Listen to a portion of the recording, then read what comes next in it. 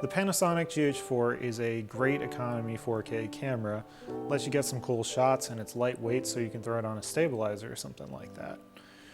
However, if you're going to do that, you're going to want to use a monitor, and the GH4's micro HDMI output is notoriously tricky and you might have to mess around with it a bit.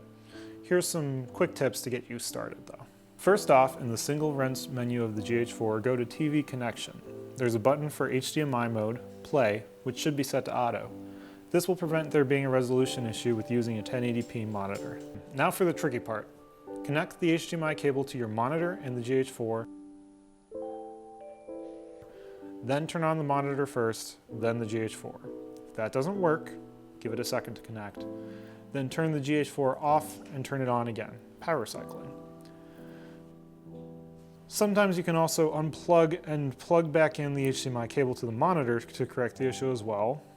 Also, powering on both the GH4 and monitor before connecting either end of the HDMI can help. These are just some basic steps for getting your GH4 working with a monitor. It's not going to solve every problem with every monitor, and honestly there are enough issues with it that if you're wanting reliable monitoring, the GH4 may not be the best camera for you.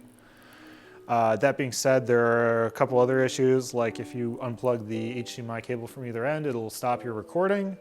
And also if the monitor battery dies, then you will have to turn the GH4 off and on again for it to work, so you're gonna have to cut your clip. Be aware that with cinema mode, 24 Hertz, you're gonna have some issues with monitors, and some monitors won't accept certain frame rates. Anyways, hopefully this helps you get started with your troubleshooting progress, even if it doesn't solve it completely.